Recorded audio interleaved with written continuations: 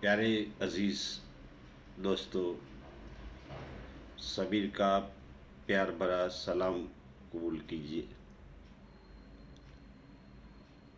आज मैं आपकी नज़र न नात पढ़ रहा हूँ, ना गज़ल कह रहा हूँ, ना नज़्म कह रहा हूँ। आज थोड़ी सी आपको अल्हाज मौलाना रूम रज़ी अल्लाह ताला अन्हो के जीवन में से एक बात कह रहा हूँ। मुझे लगता है कि हर सच्चे मोमिन को मौलाना रूम पढ़ना चाहिए।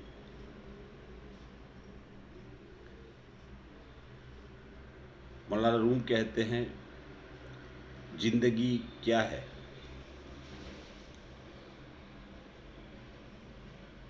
हर किसी का ये सवाल है। शायद मौलाना रूम रज़ी अल्लाह ताला अन्हु के पास इस अनसुलझे सवाल का जवाब भी है। थोड़ा इत्मीनान से सुनिए, शायद आपके सवाल का जवाब भी मिल जाए। तो मौलाना रूम रज़ी अल्लाह ताला अन्हु कहते हैं कि जिंदगी एक किताब है जिसके पहले सफ़े पे पैदाइश और आखिरी सफ़े पे मौत लिखी हुई है। बीच के जितने सफ़ात हैं वो सब खाली हैं। आप जो चाहे लिख लें, आपकी मर्जी है। लेकिन लिखते वक्त ये ज़रूर सोचें कि जब अहकामुल हाकिमीन के सामने रोज़े मैसर के दिन खड़े होंगे तब, और ये किताब खोली जाएगी तब आप शर्मिंदा न हो, ऐसा मौलाना रूम अपनी किताब में कहते हैं। मौलाना रूम रज़ी अल्लाह ताला अन्हु एक खूबसूरत वाक़ये से ये बात को समझाने की आपको कोशिश करते हैं, मुझे भी समझाने की कोशिश करते हैं कि ज़िंदगी क्या है।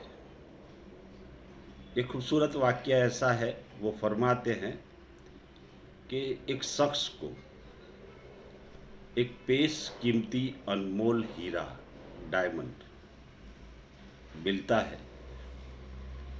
वो भागा भागा एक जौहरी के पास आता है और जौहरी को हीरा बताता है।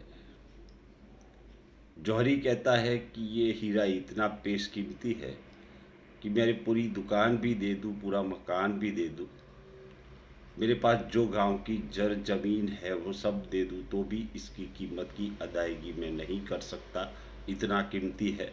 और यही नहीं, इस पूरे सराफा बाज़ार में कोई भी इसकी कीमत की अदायगी नहीं कर सकता। वो सलाह देता है कि तुम जाओ वक्त के बादशाह के पास और तुम्हारा ये पेश कीमती हीरा पेश करो, और वही आपको इसकी कीमत दे सकते हैं। वो बादशाह सलामत के पास जाता है। बादशाह सलामत वजीर को हीरा दिखाते हैं। वजीर कहता है, बादशाह सलामत तुम्हारी पूरी सल्तनत तुम दाव पे लगा दो, ये तख्तो ताज तुम पूरा इसको दे दो, तो भी ये पेश कीमती हीरे की कीमत तुम अदा नहीं कर सकते। लेकिन बादशाह जिद पे आ जाता है, हीरा उसे बहुत पसंद आ जाता है। वो बोलता है, मुझे किसी भी कीमत पे ये हीरा चाहिए, यानी चाहिए। वजीर कहता है, हीरा आपको मिलेगा। वो जिसके पास हीरा होता है उसको बोलता है कि आप हीरा हमें दे दो, और कल सुबह महल के सब दरवाजे खुले रखे जाएंगे। जो सूरज बाहर निकलेगा, सूरज की पहली किरण बाहर निकलेगी, तब से आफ्ताबे गुरूब तक सब दरवाजे महल के तुम्हारे लिए खुले होंगे। आप जिस दरवाजे से चाहे वहाँ से गुजर जाए और जो मर्जी में आए बाहर रखते जाए, और गुरूब आफ्ताब जितना आप जमा कर सके वो सब तुम्हारा। ये बेशकीमती हीरे की कीमत है। वो राजी हो जाता है, घर जाता है। सुबह क्या क्या लूँगा वो सोचता है, पूरी रात जगता है। सुबह पहली किरण पे ही वो महल में पास आ जाता है। सब दरवाजे खुले होते हैं। पहले ही दरवाजे में वो दाखिल होता है तो पेशकीमती लिबास एक से एक लगाए हुए होते हैं। सुबह का पहला मौका है, जिंदगी में ऐसे लिबास उसने देखे नहीं होते। सोचता है कि ये लिबास पहन के देख लो, मुझ पर कैसा जचेगा, मुझ पर कैसा लगेगा। पहला लिबास पहनता है, दूसरा लिबास पहनता है, एक निकालता है, दूसरा पहनता है। बहुत वक्त के बाद एक लिबास उसे पसंद आता है, वो पहनता है। ये पहले ही हॉल के अंदर सब लिबास की नुमाइश होती है। ये सब इंतजाम वजीर ने किया होता है। लिबास पहनने के बाद अपने आप को शहंशाह समझने लगता है। फिर दूसरे हॉल में जाता है तो दुनिया की ऐसी कौन सी नेमत नहीं होगी जो उस दस्तरखान पे बिछाई नहीं गई होगी। रात की नींद पूरी मिली नहीं है, भूख से निढाल है। खाना देखता है, उसकी खुशबू लेता है और फिर पेट भर खाता है, मन चाहे इतना खाता है। अब वक्त गुजरता जाता है, वो तीसरे हॉल में जाता है तो राजा का शयन खंड होता है, आराम गाह होता है। और बादशाही जो है आराम गाह के अंदर जो दासियाँ होती है वो पंखा झुला रही होती हैं।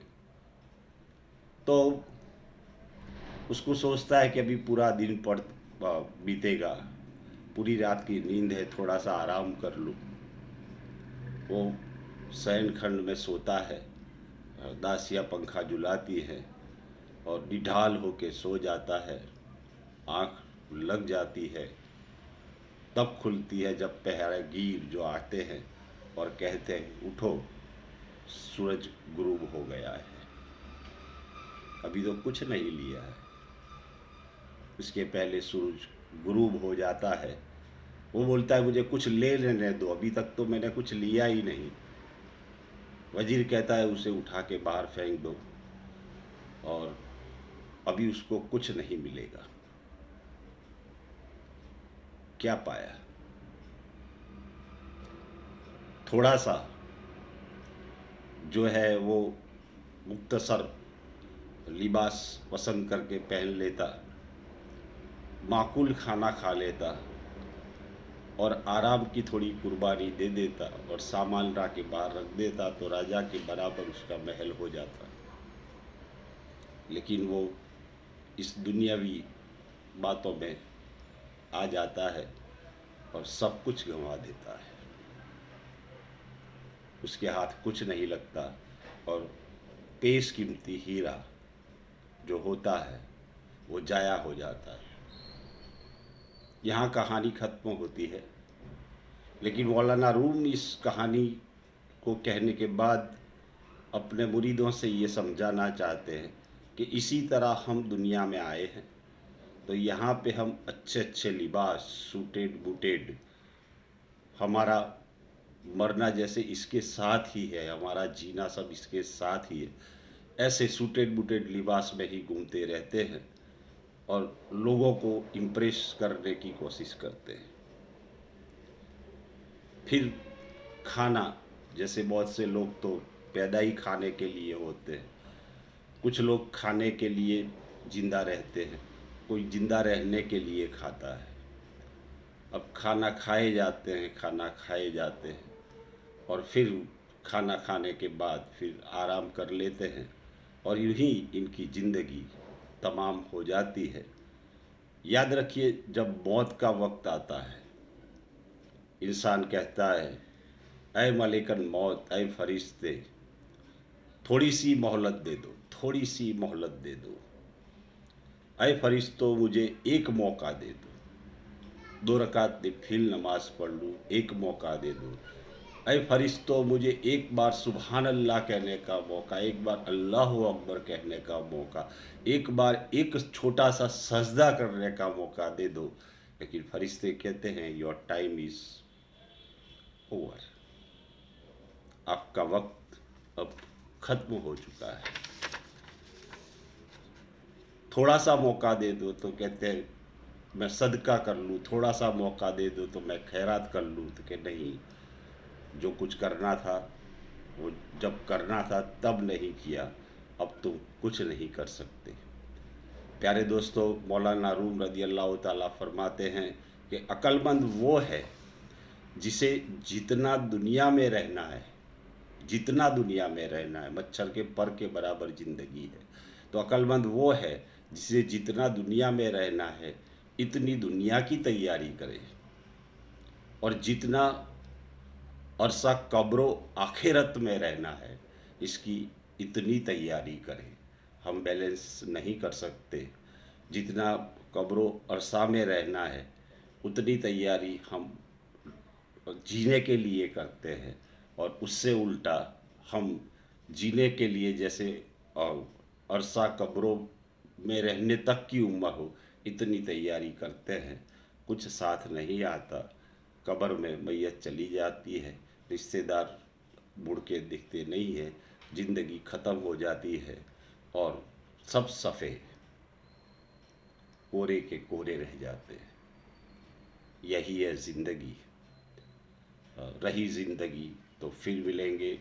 अल्लाह आप सबको नेक और हिदायत के रास्ते पर चलाए, ऐसी दुआ के साथ आपका समीर। रही ज़िंदगी तो फिर मिलेंगे। ये थी समीर की सोच।